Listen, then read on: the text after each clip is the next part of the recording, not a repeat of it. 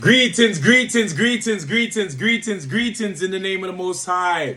Greetings in the name of the Most High. Blessings and cheers to you. So I wanna start off by saying that I'm gonna get him, baby. I want to start off by saying that I am coming back with a vengeance, a force, right? So there's a few things that I want to talk about, but I just want to thank everybody that was reaching out to me that says, yo, especially my boy JB, who always listens with his wife, and sometimes we go over some of the stuff that I was saying and talking about. So thank you to everybody that was listening. Thank you everybody that showed love. Whatever, I average about 100 people listening to this podcast. That's a lot, and I appreciate everybody that does listen to this.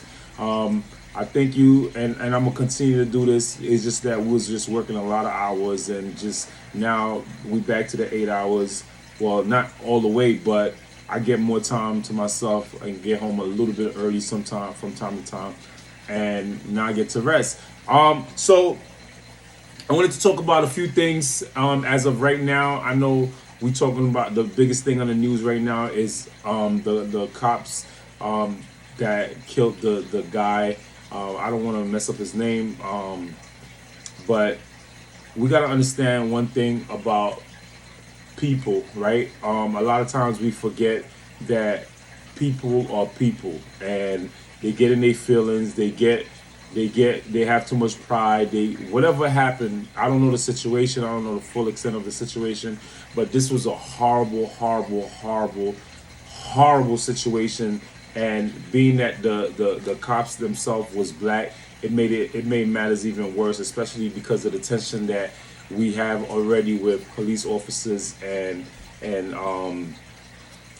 the community. So it's kind of rough. It's kind of rough, and there's no side that I would agree with anything that the cops did, especially as a black man, and especially as a father of sons. You know what I'm saying? And especially because I've been through some of the stuff with police, and I kind of understand it, but we have to understand that a lot of times, we're human beings, and we all are human beings, and the people that are doing some of these heinous moves and heinous act are just people that are in power. You understand what I'm saying? So you can't just blame all police. I'm not a police officer myself. I'm not in the streets, so I can't speak for everybody. But I'm gonna say, as far as a black man that been through the system because of false arrest, that been assaulted by police officers, and just gone through a lot of stuff with police officers, I'm gonna say that they're human beings, and everybody, like, let's say for instance New York City itself have about 30 to 40,000. I don't know, last I did that probably like a year or two ago. I did that count. I looked it up. You can look it up yourself. New York City has about 40,000 officers, or 30 to 40,000 officers, and that's just New York City. That's just New York, right? So if you're looking at New York just with 40,000 officers, that's a lot of people that's hired with their personal problems, with their personal feelings, with their personal outlook on life, and that's a lot of people. And imagine that with 50 states, right? So you have that with 50 states, and if you break it down, let's say every other state's average about 10,000 officers, right? Or less than that, right? That's a lot of people hired with 50 states itself. So when you see it on the news, you see one state here, one state there, one state here, one state there. It looks systematic, but at the end of the day, that's one person or one crew or one group or one precinct or one, like, sheriff department, whatever it is, that's doing all of this. And it's not as if we could pinpoint and say, oh, we have 50 incidents back to back to back to back with the 7-9 precinct, right? Or with the 7-0 precinct, or whatever precinct that you want to say. If we had those incidents, if every single time there was an incident with one precinct, we could have a real argument about how things happen and what's going on in that precinct. Like Big 7-0, right? 7-0 used to be was the highlight of corruption, right? And you could say it was a systematic thing with 7-0. But now when we speak about when we paint, it's almost like when they paint all black people with one brush.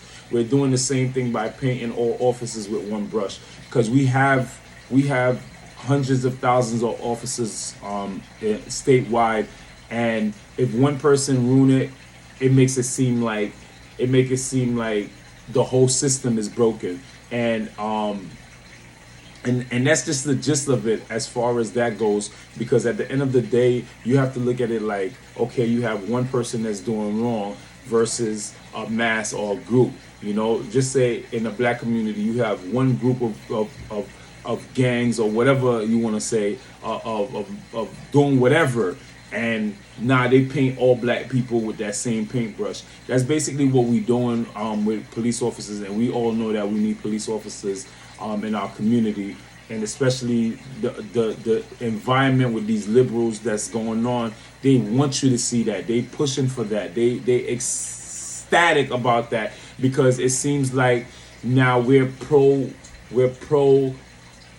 criminals, but we're not pro police officer, right? So I know the police, what we can do is, or what we can wish for, what we could pray for, is that these police officers in every county, in every community, and especially the black and brown community, that they get better training, right? They get sensitivity training, because they really need it. I like the precincts that is more like sheriff departments, that they have to do time in the jail system before they go out in the street. Because for me, what I think that does is that allows the police officer to come in close contact with a lot of people outside of the community that they wouldn't be close in contact with, and that gives them a sense of understanding, a sense of not being so afraid of the person that's next to them,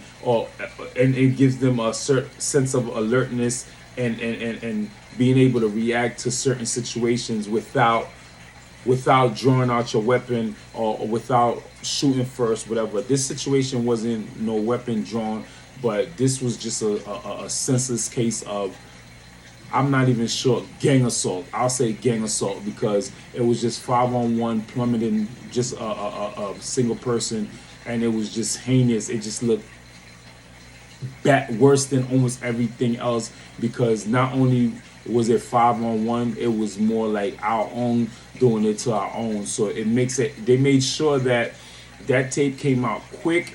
They made sure that firearm came. Although I would agree that this was more heinous, they made sure that all the information about these, I'll say, perp officers, it came out quick, right?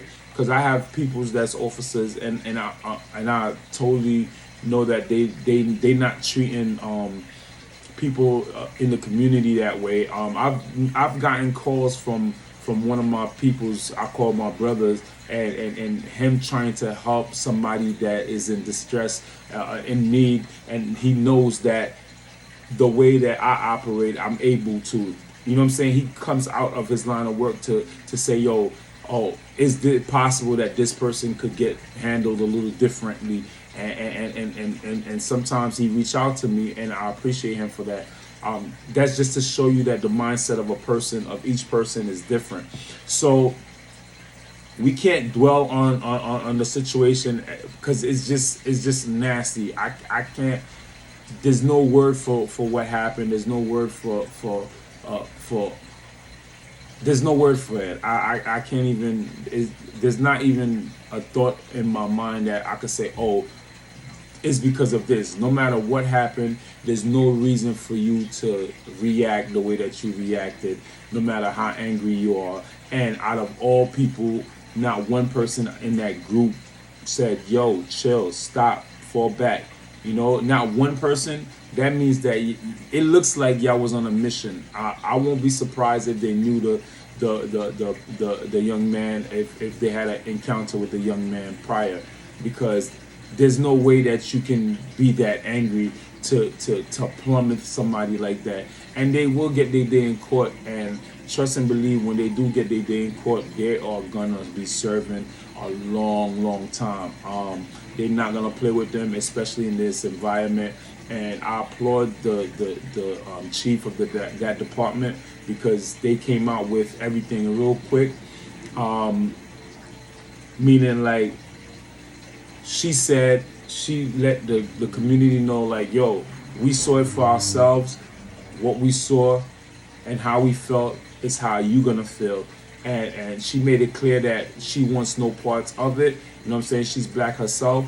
She made sure that she wanted no parts of it. And I understand that. Although it came out quick, I understood why it came out quick as well. So that was one thing that I wanted to talk about. And another thing that I wanted to talk about was also, I was having a conversation with my friends and their wives, and it was basically about, like, the independence of people, the independence of the relationship, and who runs the household. Well, the fact of the matter is, right, we can't deny that the woman runs the household, right? As men, we know that we have that macho outlook. We feel like, oh, we this and that, but deep down inside, we know for a fact that the woman run the household, and you can't compare what you do to what a woman does, right? If you're looking at it like, okay, it's all about money, I bring home the paper. Yes, you could bring home the paper, because there are plenty of jobs that allow you to bring home that much paper. But as a female, you can't put a cap, you can't put a limit on what they do in the home as far as cooking, cleaning, especially a housewife. I'll say this. Cooking, cleaning, and taking care of the kids, and making sure that you're straight, and still try to give you some from time to time. And that's where they get the funny thing about, oh, a married couple don't ever have sex or whatever. So that's one thing. But this society today, right? This society today is breeding a group of women that is detrimental to the community, because we have to think about the independence that you're trying to have is independent for yourself, not independent of your relationship. So a lot of women, they have the mindset of, I make money, so I don't need you, I don't want you, and that's detrimental to our community, because it seems like it's pushed. It seems like it's that's what they want, because not only are the men out of the lives, because this asshole of the news guy stated that, oh, this is what happens when you come from a single family, a single mother home, whatever. At the end of the day, right, a personality is a personality, no matter who you are. And your personality, your mother, no matter what your mother instilled in you, you are gonna be who you are at the end of the day. But the only thing is, once they instill certain things in you, if it holds true, and if it sticks with you, you're gonna always be better. You're always gonna be great, because in situations like that, it creates two kind of people: the people that don't want that single family for themselves, and the single that don't care. So at the end of the day, the person that don't want that type of family structure for themselves, meaning like they don't want to be out of their kid's life, and the person that don't care at all if they in or out of their kid's life. So it either create the most loving person or the most demonic person, meaning like the person don't give a damn what happens in life. They don't care if somebody else go through what they went through, right? But it's our independence to push people away. Like, we act like we don't need nobody, and that's the worst thing about the humanity this day and age. We act like we don't need nobody. We act like we could do it by ourselves. We act like, although we can, but that doesn't mean we should. And we're not a creature of solitaire. You know what I'm saying? So at the end of the day, this this way of life that we doing is destructive to our youth, especially if you have little ones. And I, the independent, being independent became a whole thing that's not even ours, right? You know, we always stuck side by side with each other.